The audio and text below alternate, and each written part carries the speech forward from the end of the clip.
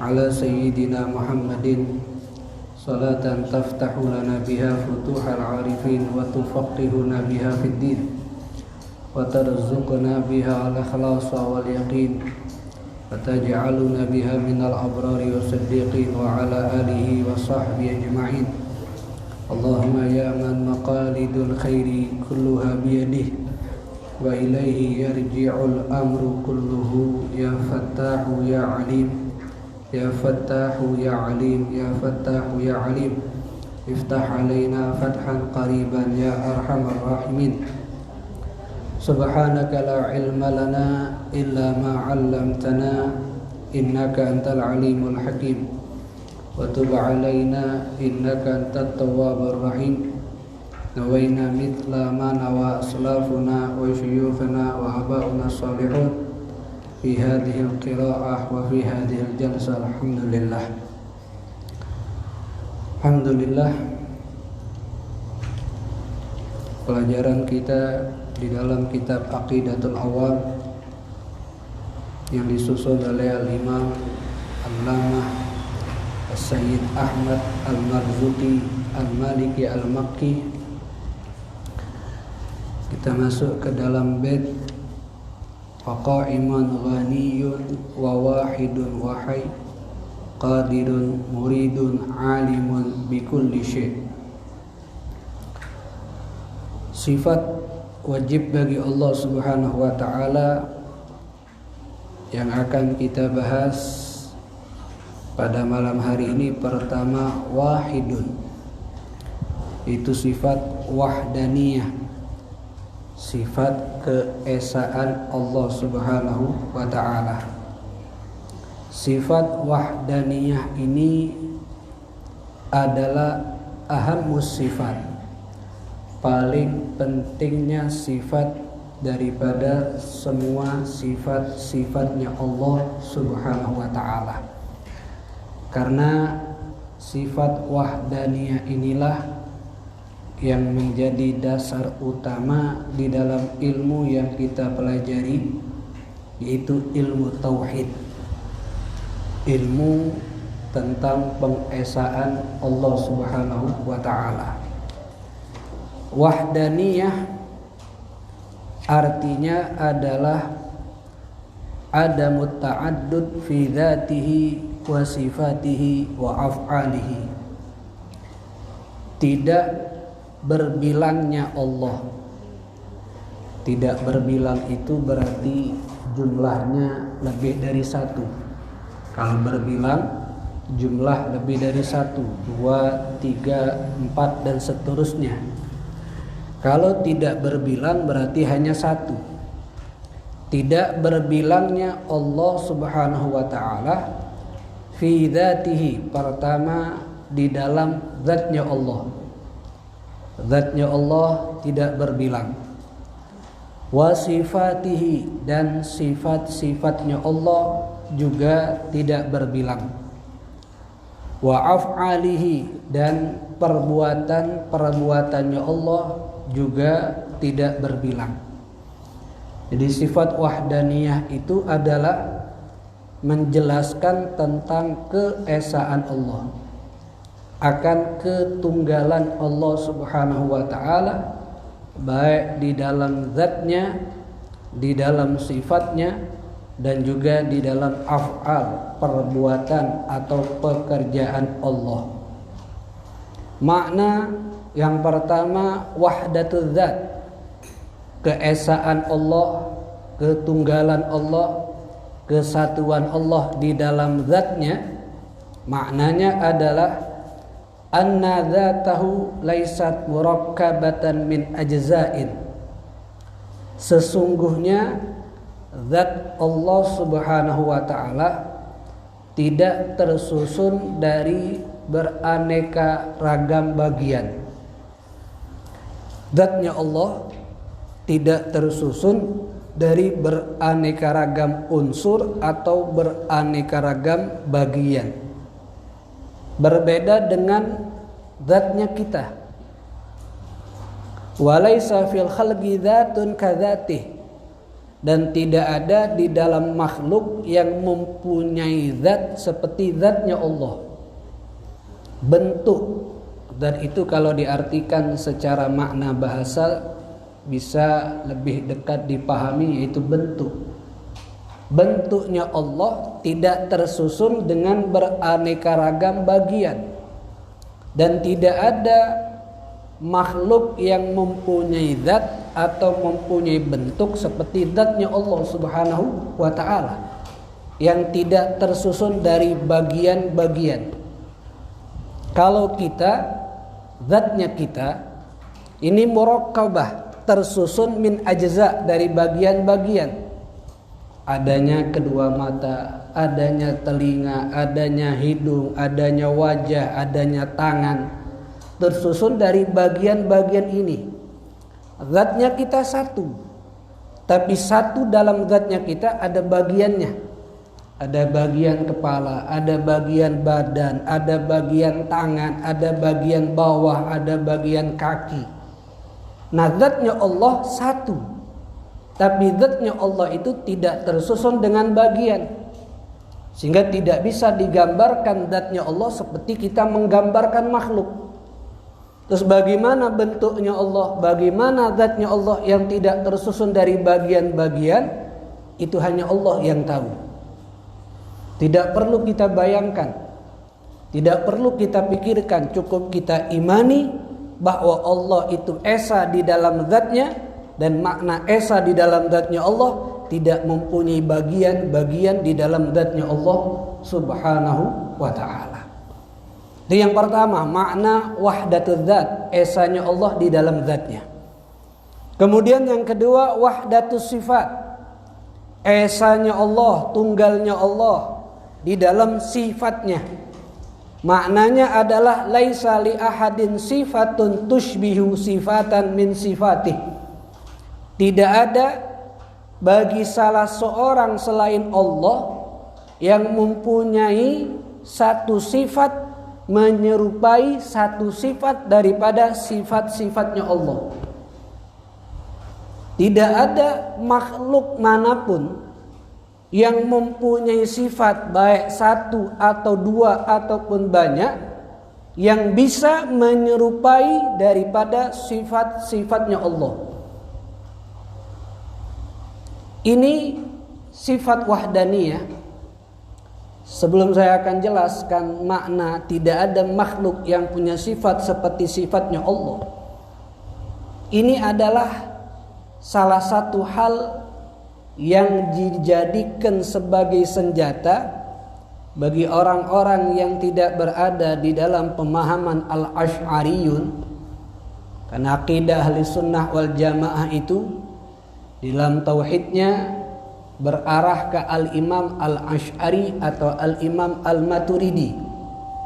Nah, orang-orang yang di luar pemahaman al-Asy'ariyun, mereka mengatakan buat apa ada sifat wajib bagi Allah jumlahnya 20. Sedangkan di sini makna esa Allah dalam sifat tidak ada yang bisa menyamai sifatnya Allah Subhanahu wa ta'ala.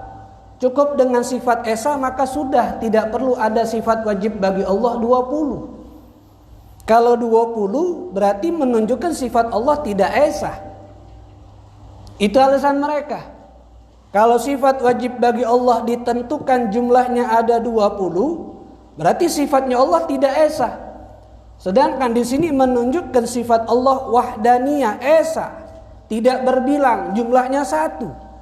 Kalau 20 berarti berbilang lebih dari 1. Maka itu mereka tidak mau mengakui adanya sifat wajib bagi Allah yang jumlahnya 20. Jawabannya, maksud sifatnya Allah yang satu yang tidak berbilang itu bukan untuk sifat-sifatnya Allah, tapi untuk makhluknya Allah. Tidak ada makhluk Allah yang mempunyai sifat bisa menyamakan, bisa menyerupai daripada sifatnya Allah Subhanahu wa ta'ala. Contoh sifat wajib bagi Allah yang pertama kita bahas adalah al-wujud, ada. Sifat wujudnya Allah tidak bisa disamakan dengan sifat wujudnya kita. Kalau sifat wujudnya Allah itu adanya Allah az-zati, bentuknya Allah tanpa permulaan, tidak ada sebab adanya hubungan antara seorang tua suami dengan istri.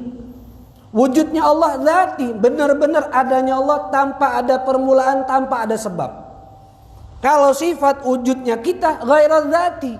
Kenapa? Adanya kita ada sebab, adanya kedua orang tua. Adanya kedua orang tua, adanya juga kedua orang tuanya. Kemudian Allah Subhanahu wa taala mempunyai sifat qidam, dahulu tanpa awalan. Baqa, akhir tanpa penghabisan. Berbeda dengan sifat qidamnya kita, berbeda dengan sifat baqa'nya kita. Kalau kita qidam daripada orang-orang yang baru lahir dari antara kita. Kalau dia usianya lebih tua, maka dia dikatakan qidam dalam waktu. Qidam dalam waktunya lebih dahulu daripada orang tersebut. Baqa, tidak ada yang baqa. Kenapa?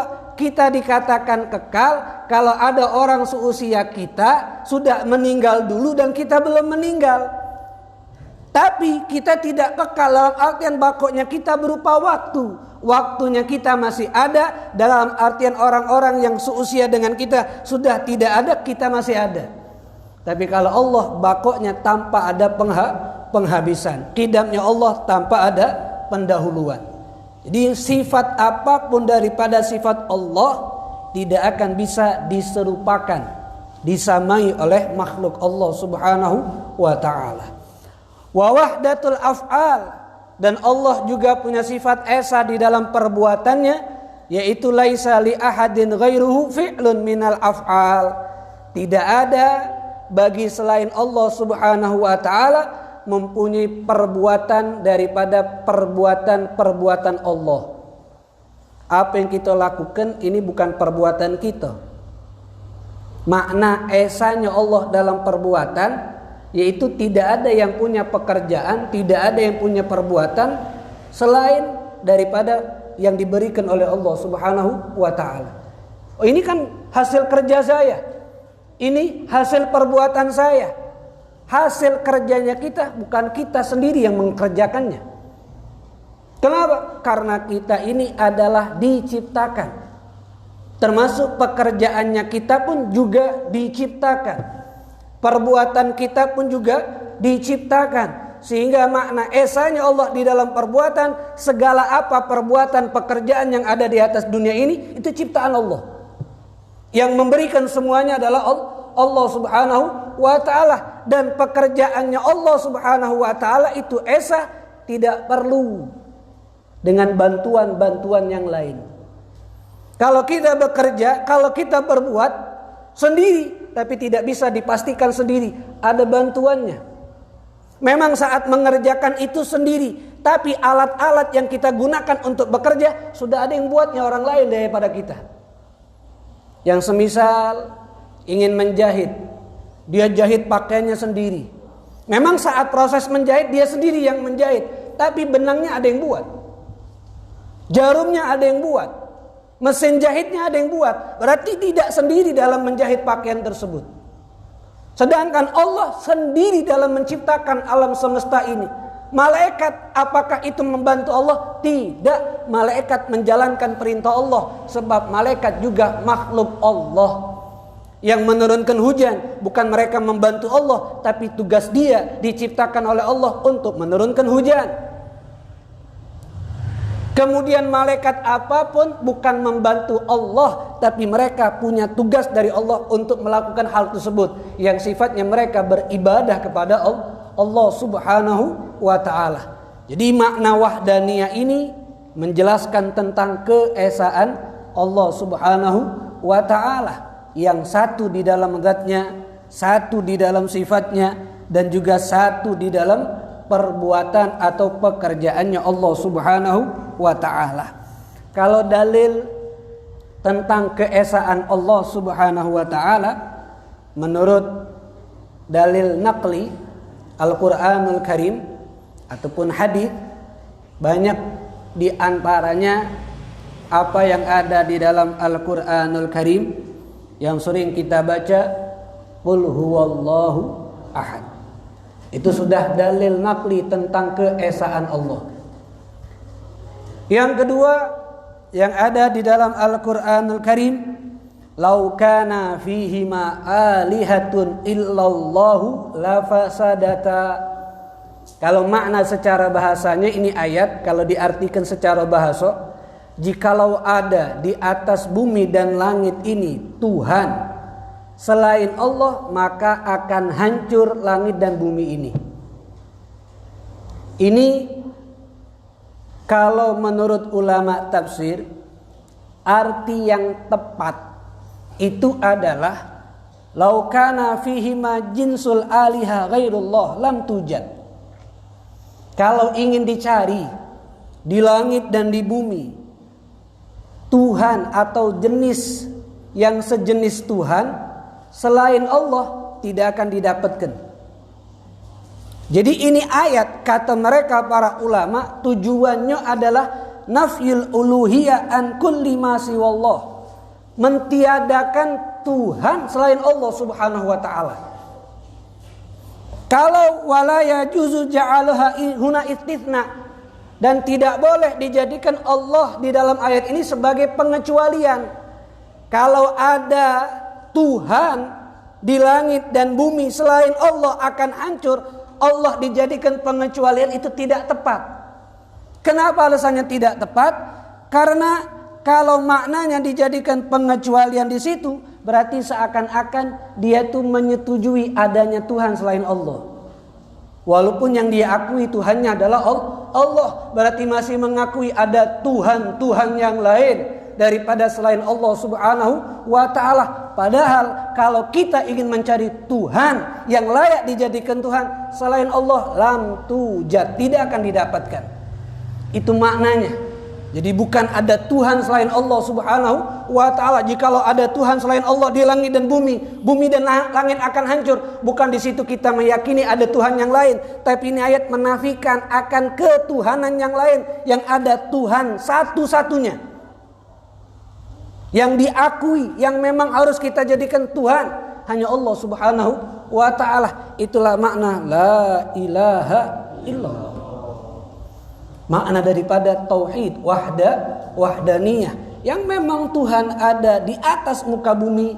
Kalau mencari selain Allah tidak akan didapatkan, sebab yang ada Tuhan dan diakui akan ketuhanannya hanya Allah Subhanahu wa ta'ala.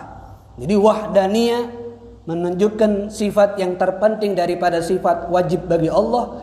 Karena inilah dasar kita mempelajari ilmu tauhid, agar kita selalu mengesahkan Allah Subhanahu wa ta'ala. Sebab itulah kenapa ibadah karena Allah, sebab Allah punya sifat esa. Kalau kita tidak punya sifat esa, zatnya kita satu tapi satunya kita ada bagian. Sifatnya kita satu tapi sifatnya kita yang baik tidak bisa menyamakan sifatnya Allah. Perbuatan kita satu, tapi satu perbuatan kita itu bukan kita yang mencetak, tapi Allah Subhanahu wa ta'ala. Sehingga itulah, jangan sandarkan segala apapun kepada yang tidak satu. Siapa yang tidak satu? Makhluk. Sandarkan ke apapun yang kita lakukan kepada zat yang maha satu, yaitu Allah Subhanahu wa ta'ala. Kalau sudah menyandarkan kepada yang satu di dalam zat, satu dalam sifat, satu dalam perbuatan, maka tidak akan ada kekecewaan di dalam apa yang dia lakukan. Yang akan banyak dia dapatkan adalah kebahagiaan, karena menyandarkan kepada zat yang maha satu, yaitu Allah Subhanahu wa ta'ala. Itu makna tentang wahdaniyah dan dalil daripada wahdaniyah, keesaan Allah Subhanahu wa ta'ala. Wa wahidun wahai, dan Allah Subhanahu wa ta'ala hayyun, hidup. Allah Subhanahu wa ta'ala mempunyai sifat maha hidup. Hayyun, ini sebagaimana yang telah kita ketahui dalam ilmu agama secara pasti, akan ketetapan hidupnya Allah Subhanahu wa taala itu sudah ada di dalam Al-Qur'anul Karim dan juga dalam akalnya kita yang tidak mungkin kita bisa ingkari. Kenapa? Secara akal hidupnya Allah adalah hidupnya kita. Dan hidupnya Allah Subhanahu wa taala bila qidam bila baqa. Hidupnya Allah tanpa pendahuluan, hidupnya Allah tanpa akhir. Dalil secara akal Allah itu maha hidup adalah dengan hidupnya kita. Bahkan Allah mampu menghidupkan yang mati dan mematikan yang hidup. Yang hanya mampu menghidupkan yang mati, mematikan yang hidup adalah zat yang maha hidup, yaitu Allah Subhanahu wa ta'ala. Dan cukup dalil ada dalam ayat kursi, Allahu la ilaha illa huwal hayyul ya hayyu ya qayyum, wahai zat yang maha hidup, yaitu Allah Subhanahu wa ta'ala. Jadi Allah itu maha hidup. Kalau Allah Subhanahu wa ta'ala tidak hidup, bagaimana adanya hidupan di atas muka bumi ini? Dan hidupnya Allah tanpa akhir, sebab Allah Subhanahu wa ta'ala yang akan kembali menghidupkan makhluk-makhluknya yang sudah mati. Dan hidupnya Allah tanpa pendahuluan, karena Allah lah yang menghidupkan sesuatu yang mati. Tanah yang mati menjadi hidup, Allah Subhanahu wa ta'ala yang menghidupkannya. Yang hidup dimatikan lagi oleh Allah Subhanahu wa ta'ala. Semuanya itu menunjukkan akan maha hidupnya Allah Subhanahu wa ta'ala. Dan Allah tidak akan mati, sebab Allah hidupnya kekal. Dan hidupnya Allah tidak ada ngantuk, hidupnya Allah tidak ada tidur. Maka lanjutan ayat kursi tadi, la ta'khuduhu sinatun, Allah itu tidak akan ada terjadi sifat ngantuk dan juga tidak akan terjadi sifat tidur. Karena itulah menunjukkan maha hidupnya Allah Subhanahu wa ta'ala. Hayyun qadirun, dan Allah Subhanahu wa ta'ala qadirun, zat yang maha mampu. Qadirun ini adalah pelakunya. Nanti akan ada sifat qudrah. Kalau qudrah sifatnya, qadirun pelakunya. Kalau sudah Allah punya sifat mampu, maka Allah akan menjadi orang yang termampu. Qadirun, orang zat yang sangat mampu. Muridun, yang sangat berkehendak. Alimun, yang maha mengetahui. Bikulli syai', terhadap segala sesuatu. Jadi Allah Subhanahu wa ta'ala qadirun, muridun, ini adalah sifat qudrah dan iradah. Allah punya sifat qudrah. Qudrah itu adalah sifat yang dahulu, sifat yang ada di dalam zat Allah Subhanahu wa ta'ala. Yujidu biha wa yu'dim, Allah mampu mengadakan sesuatu dan Allah mampu mentiadakan sesuatu. Jadi seperti menghidupkan yang mati dan mematikan yang hidup, itu adalah maha mampunya Allah Subhanahu wa ta'ala. Innallaha ala kulli syai'in qadir. Dan mustahil kalau Allah Subhanahu wa ta'ala punya sifat lemah. Al-iradah, dan ketika ada sifat mampu, maka pasti akan ada sifat iradah, berkehendak. Ada yang mampu tapi tidak punya kehendak. Ada orang punya kekuatan tapi tidak punya keinginan, maka tidak akan terjadi. Ada orang punya keinginan tapi tidak punya kemampuan. Makanya sifat qudrah itu selalu bergandengan dengan sifat iradah. Kalau dia mampu, pasti dia punya berkeinginan. Dan tidak akan mungkin bisa melakukan sesuatu walaupun punya kehendak tapi tidak ada kemampuan. Dan tidak akan mungkin terjadi sesuatu walaupun punya kemampuan tapi tidak ada kehendak. Sehingga qudrah dan iradah selalu berkaitan. Qudrah menunjukkan kemampuan Allah, mampu mengadakan sesuatu, mentiadakan sesuatu. Dan iradah ini adalah mengkhususkan sesuatu yang mungkin daripada apa yang boleh bagi Allah untuk lakukan.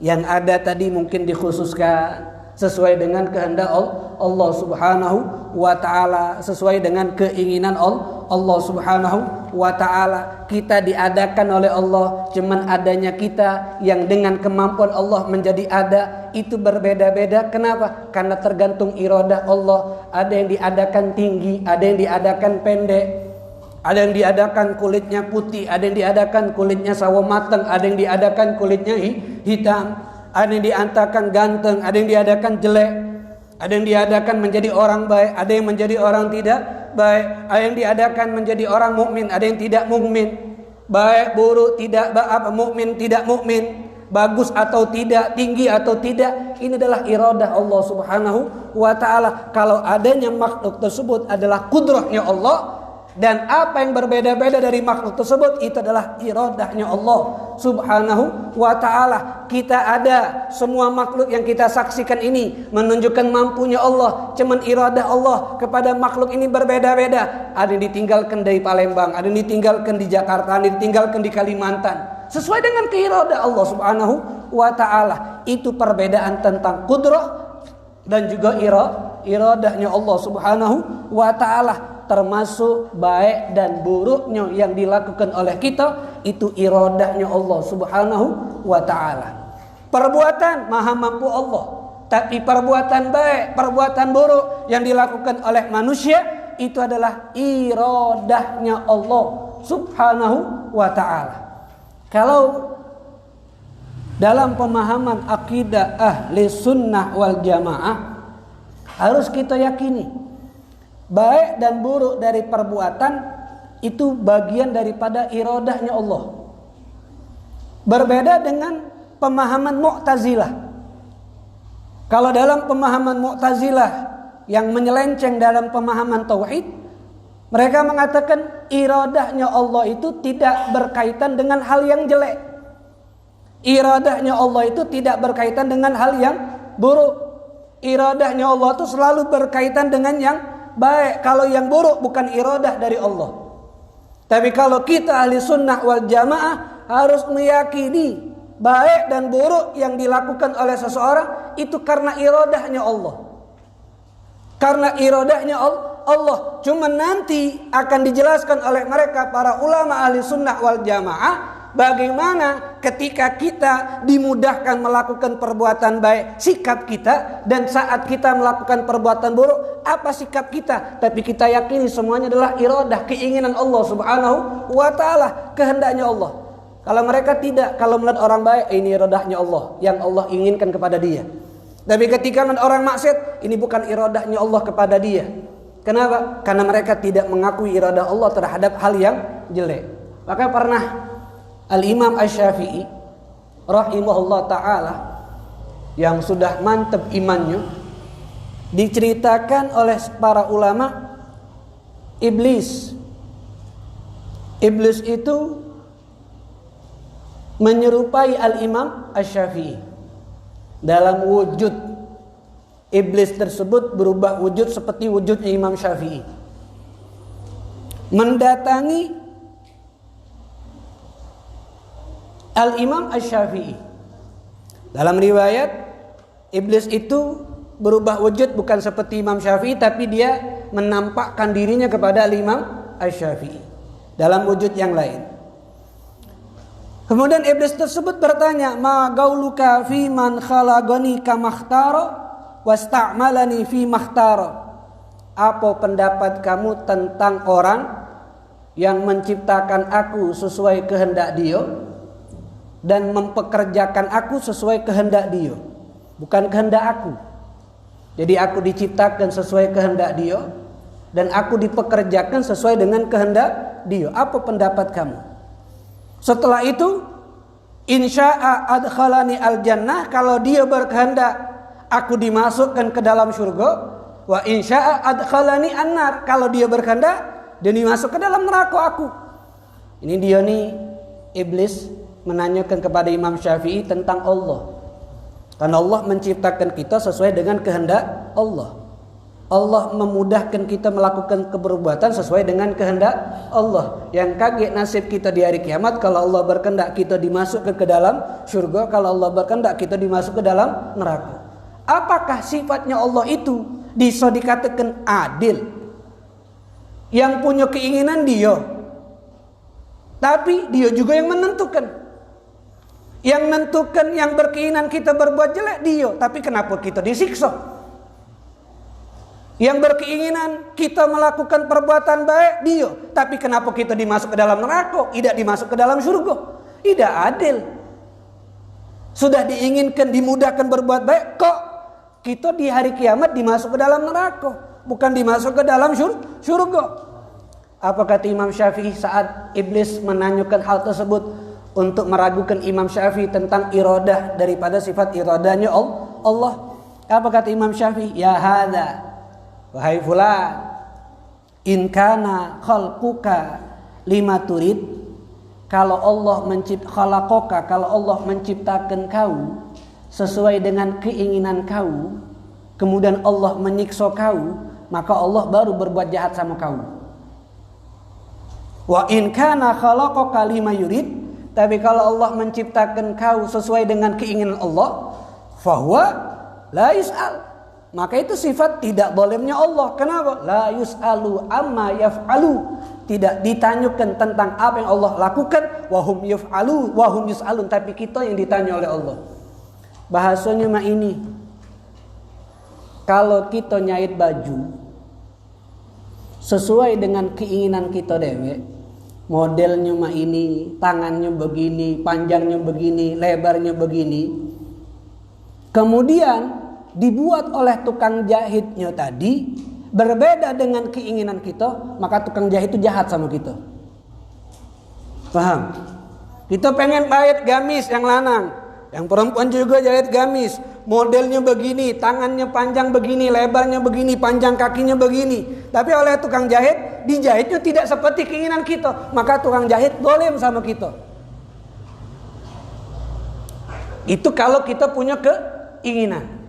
Tapi kalau kita nyahit baju tidak kata keinginan, cuma ngomong jahit ke baju aku, jahit ke gamis buat aku, kemudian dijahit oleh tukang jahit gamis yang sesuai dengan kita, maka saat kita nyingok ngapo beda, tidak senang dengan jahitan dia, ini tidak menunjukkan kalau dia jahat sama kita. Kenapa? Karena dia menjahit sesuai dengan keinginan dia, sebab kata permintaan dari kita. Nah itulah Allah. Apakah kita nih lahir ada minta, ya Allah njuk aku hidung mancung? Tidak. Berarti yang diciptakan oleh Allah hidungnya tidak mancung, bukan berarti Allah jahat sama dia. Kenapa? Adanya kita tanpa permintaan, sebab adanya kita Allah yang menginginkan kita ada. Kalau Allah menginginkan kitanya ada, kemudian diciptakan begini bentuknya kita, bukan Allah jahat dengan kita. Kecuali kalau adanya kita yang minta, ya Allah lahir ke aku kulit aku putih, lahir ke aku hidung aku mancung, lahir aku mata aku besar, lahir ke mulut aku mah ini, diciptakan tidak sesuai, baru Allah jahat dengan kita. Makanya tidak bisa dikatakan Allah jahat ketika wong ahli ibadah dimasuk ke dalam neraka. Tidak bisa dikatakan Allah tidak adil wong ahli maksiat di dalam masuk ke dalam surga. Kenapa? Itu yang menciptakan, yang menginginkan semuanya adalah Allah Subhanahu wa taala. Cuman kita diajarkan oleh ulama akidah ahli sunnah wal jamaah, kalau dimudahkan melakukan perbuatan buruk, yang kita tahu ini keinginan Allah buat kita melakukan perbuatan buruk, jingo akibatnya baik. Apa akibat kalau kita melakukan buruk? Dosa. Kalau banyak dosa, maka akan berat dapat surga. Dengan nyingok akibat, maka kita akan gunakan akal untuk berubah. Akhirnya minta hidayah, akhirnya minta taufik, atau ingin dekat sama Allah. Tapi kalau dimudahkan melakukan perbuatan baik, kita tahu ini keinginan Allah Subhanahu wa taala, maka yang kita jengok dua sebab. Apa pacak kita duduk di sini seperti ini? Kita yakini ini perbuatan baik yang kita lakukan keinginan Allah. Allah yang menginginkan kita duduk di sini. Kalau Allah tidak menginginkan kita duduk di sini, tidak bakal kita duduk di sini. Buktinya apa? Banyak yang punya kemampuan untuk duduk di tempat yang baik, tapi tidak diinginkan oleh Allah untuk duduk di tempat yang baik, tidak bakal baca. Yang punya kemampuan banyak, bahkan dekat jaraknya, tapi tidak diinginkan oleh Allah untuk duduk di tempat yang baik, tidak bakal bisa. Ada yang tidak punya kemampuan untuk berbuat buruk, tapi diinginkan oleh Allah berbuat buruk, terjadi. Nah, keinginan kita, Allah menginginkan kita melakukan perbuatan buruk, biar ini kebaikan selalu ada sama kita dan dapat pahala yang banyak. Jingoknya dua, sebab dan akibat. Apa sebab kita duduk di sini? Taufik dari Allah. Apa sebab duduk kita sini? Hidayah dari Allah. Dengan itu kita tidak ujub dengan amal kita, tidak bangga dengan amal kita. Kenapa? Aku pacak duduk di majlis Allah yang berikan aku taufik. Apa akibatnya? Pahala. Akibatnya rahmat. Itu yang menyemangatkan kita untuk minta selalu kepada Allah agar dimudahkan bisa melakukan hal yang baik. Jadi itu yang diajarkan oleh ulama dalam akidah Ahlussunnah wal Jamaah, tentang sikap kita saat mendapatkan kebaikan dan keburukan. Tapi kita yakini baik dan buruk itu keinginan Allah Subhanahu wa ta'ala. Itu baik dan buruk keinginan Allah Subhanahu wa ta'ala. Jadi Allah tuh menginginkan segala apa yang terjadi sama kita sesuai dengan keinginan Allah. Dan setiap keinginan Allah itu pasti ada kebaikan buat seorang hamba Allah Subhanahu wa ta'ala. Kenapa? Karena Allah Subhanahu wa ta'ala menciptakan kepada segala sesuatu sesuai dengan kebaikan yang akan didapatkan oleh makhluk tersebut jikalau mereka menggunakan akal yang sudah Allah berikan. Untuk apa? Untuk mereka melakukan ketaatan kepada Allah Subhanahu wa ta'ala. Karena kalau iradah itu bukan keinginan Allah, maka makhluk Allah banyak protes antara manusia sama hewan. Yang seekor anjing akan ngomong, ya Allah ngapa ama ini bentuk aku. Yang babi akan ngomong, ngapa ama ini bentuk aku. Tapi karena mereka tahu ini adalah iradahnya Allah, mereka tidak protes. Itulah tadi hikmah kenapa segala sesuatu itu ada dengan iradahnya Allah. Allah mampu mengadakan sesuatu, dan adanya sesuatu itu dengan kehendak Allah. Adanya anjing, Allah mampu mengadakan. Tapi adanya anjing kehendak Allah, dibuat bentuknya ini, itu kehendak Allah. Coba kalau Allah mengadakan itu anjing dan dibentuk sama seperti kita, apa bedanya kita sama anjing? Jadi subhanallah, iradah itu iradah menunjukkan apa yang diinginkan oleh Allah akan ciptaannya setelah Allah punya sifat mampu, qudrah dan iradah. Idza arada syai'an ayyaqula lahu. Kalau sudah Allah berkehendak terhadap segala sesuatu yang dibarengi dengan kemampuan Allah, Allah cukup ngomong kun, jadilah, fayakun, maka semuanya akan terjadi dengan kehendak Allah Subhanahu wa ta'ala. Jadi Allah Subhanahu wa ta'ala itulah yang mempunyai kemampuan, dan juga Allah Subhanahu wa ta'ala juga mempunyai kehendak terhadap dari apapun yang diciptakan oleh Allah Subhanahu wa ta'ala. Kemudian ma'asyaral hadirin rahimakumullah, alimun bikulli syai', dan Allah Subhanahu wa ta'ala punya sifat al-ilim, mengetahui. Sifat yang dahulu yang ada di dalam zat Allah, yang Allah mengetahui terhadap segala sesuatu. Sifatnya Allah tidak sama dengan sifat ilmunya Allah, tidak sama dengan ilmunya kita. Kalau maha mengetahui Allah tanpa belajar, kita tahu kapan? Ketika belajar. Kalau Allah tahu tidak perlu belajar. Dan tahunya Allah luar dalam. Tahunya kita hanya luar, dalam tidak tahu. Allah maha mengetahui jumlah daun yang ada di pohon tersebut, yang jatuh dari pohon itu Allah tahu berapa jumlahnya. Sebagaimana Allah Subhanahu wa ta'ala mengatakan wa indahu mafatihul ghaib. Allah punya kunci-kunci rahasia, la ya'lamuha illahu, yang tidak akan mengetahui kunci rahasia tersebut kecuali Allah. Ya'lamu ma fil barri. Allah tahu apa yang ada di daratan, hewan-hewan, anjing ada berapa jumlahnya. Babi yang mati, babi yang hidup saat ini ada berapa jumlahnya. Di kampung ini berapa wongnya Allah tahu. Sensus tukang sensus dah apal, nyatet be habis itu lupa. Kita tetangga kita beda tahu galau siapa namu tetangga kita, anaknya, cucunya. Allah tahu kalau.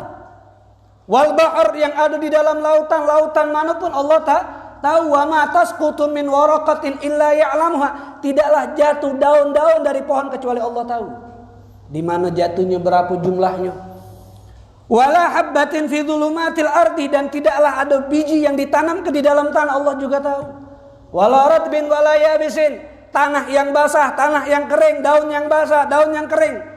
Illa fi kitabin mubin, semuanya sudah diketahui oleh Allah Subhanahu wa taala. Jadi maha taunya Allah itu tidak ada pendahuluan tanpa proses belajar, dan maha taunya Allah terhadap segala sesuatu, termasuk yang dirahasiakan oleh kita. Allah tahu. Kita punya niat mak ini Allah tahu. Kita punya keinginan mak ini Allah tahu. Dan apa yang di hati kita juga Allah tahu.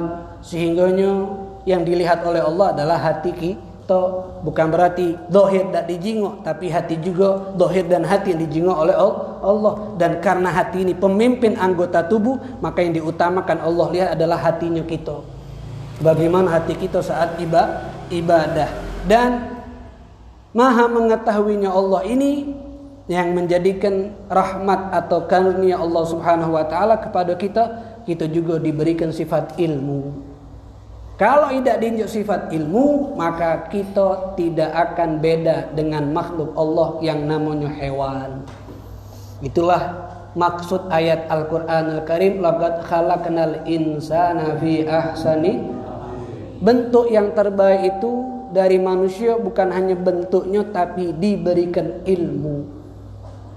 Karena ilmu itulah ia bisa menggunakan akal. Kalau Allah tidak menunjukkan ilmu sama kita, maka apa bedanya kita dengan hewan? Karena hewan tidak ada ilmu, sebab itu tidak bisa menggunakan akalnya dengan baik. Kalau kita diberikan ilmu, maka itulah yang kita bisa gunakan akal kita dengan baik. Dan Allah mengetahui. Makanya ada kisah yang kita sering ketahui tentang guru menyuruh muridnya potong ayam. Potonglah ayam di tempat yang dak katik wong nyingo. Si kok murid dak bisa motong, kenapa? Karena di mana tempat dia ngerasa ada Allah. Walaupun wong dak pacak nyingok, tapi Allah nyingok di dia. Walaupun dia netak dalam lautan, Allah nyingok. Walaupun dia netak di dalam tanah, Allah nyingok. Walaupun dia bersembunyi di beberapa lapisan, Allah nyingok, sehingga tidak bisa dia motongnya. Nah, kenapa? Karena dia sudah meyakini sifat ilmunya Allah, yang Allah mengetahui bukan hanya yang zahir, yang tidak zahir pun Allah mengetahui. Makanya sifat alim, sifat mengetahui Allah ini yang dijadikan oleh Nabi Ibrahim sebagai senjata saat malaikat mengatakan kepada Allah, "Ya Allah, apakah kami boleh berikan bantuan kepada Ibrahim yang mau dibakar oleh Raja Namrud dan rakyatnya dengan api?" Yang api tersebut sudah mereka siapkan dalam jangka bulan-bulanan. Jadi apinya terbesar nih. Makanya kenapa Nabi Ibrahim dilemparkan pakai ketapel, bukan dibawa oleh manusia untuk masuk ke dalam api, sebab apinya sudah besar. Mereka pikir kalau kami bawa kemudian dekatkan Ibrahim dengan api, kami juga kena api tersebut. Kita jingok be video kemarin. Bom di sini tapi percikannya bisa kemana-mana. Itu Nabi Ibrahim, apinya besarnya, maka mereka bingung buat ketapel biar mereka saat melempar ke Nabi Ibrahim tidak kena. Malaikat minta sama Allah, termasuk malaikat yang ditugaskan turun hujan, minta sama Allah, apakah kami boleh nolong Ibrahim, khalilmu, kekasihmu? Apa kata Allah? Tanya sama dia, kalau dia butuh pertolongan, tolonglah. Akhirnya datang malaikat, diwakilkan oleh malaikat Jibril, minta, mengatakan, wahai Ibrahim, alakah hajah? Apakah kau punya kebutuhan sama kami? Ingin kami tolong? Apa kata Nabi Allah Ibrahim? Aku tidak butuh pertolongan kamu. Yang aku butuh adalah Allah Subhanahu wa ta'ala. Kemudian ditanya oleh Nabi Ibrahim, oleh malaikat Jibril, apa yang kau ingin aku sampaikan sama Allah Subhanahu wa ta'ala? Karena kau butuh sama Allah. Apa jawaban Nabi Ibrahim? Allah alimun bihali. Allah lebih tahu tentang keadaan aku saat ini. Walaupun aku tidak nyampe ke sama kau, untuk kau sampai ke sama Allah, Allah sudah tahu keadaan aku. Allah sudah tahu keadaan aku. Apa yang aku inginkan Allah sudah tahu. Kenapa? Karena tadi Allah punya sifat alim. Allah alimun bihali. Allah pasti tahu tentang keadaan aku. Walaupun aku tidak mengucapkan, Allah tahu. Ini sudah menunjukkan bagaimana keyakinan Nabi Ibrahim tentang maha mengetahuinya Allah subhanahu wa ta'ala. Makanya Imam Abdullah bin Alawi bin Muhammad al-Haddad dalam salah satu gosidanya apa? Gad kafani ilmu rabbi min su'ali wa ikhtiyari. Cukup bagi aku pengetahuan Allah tentang aku dari permintaan aku dan kehendak aku. Aku tidak minta, Allah tahu apa yang Allah akan berikan sama aku. Apa yang aku inginkan, walaupun aku tidak diminta, Allah tahu. Cukup pengetahuan Allah subhanahu wa ta'ala. Doa ini hanya sebagai bentuk kalau aku ini butuh sama Allah. Tapi aku serahkan apa yang akan Allah berikan. Kenapa? Karena kemaha mengetahuinya Allah subhanahu wa ta'ala terhadap aku. Gad kafani ilmu rabbi min su'ali wa ikhtiyari. Sebagaimana ungkapan Nabi Allah Ibrahim, cukup Allah tahu keadaan aku, walaupun aku tidak minta, ya Allah aku nak dibakar, jadikan api dingin. Allah sudah tahu apa yang aku inginkan, dan Allah tahu apa yang akan Allah berikan sama aku. Sehingga Allah langsung ngomong sama api, ya nar kuni bardan wa salaman ala Ibrahim, jadikanlah api jadikan dingin dan selamat. Sehingga kata Nabi Ibrahim, demi Allah ketika aku berada dalam api 40 hari 40 malam, dibakar Nabi Ibrahim 40 hari 40 malam. Dia merasakan paling nikmatnya ibadah aku saat aku hidup, saat aku dalam api. Ini nunjukkan apa? Tidak kati alasan susah dak gala ibadah jeru api masih ibadah.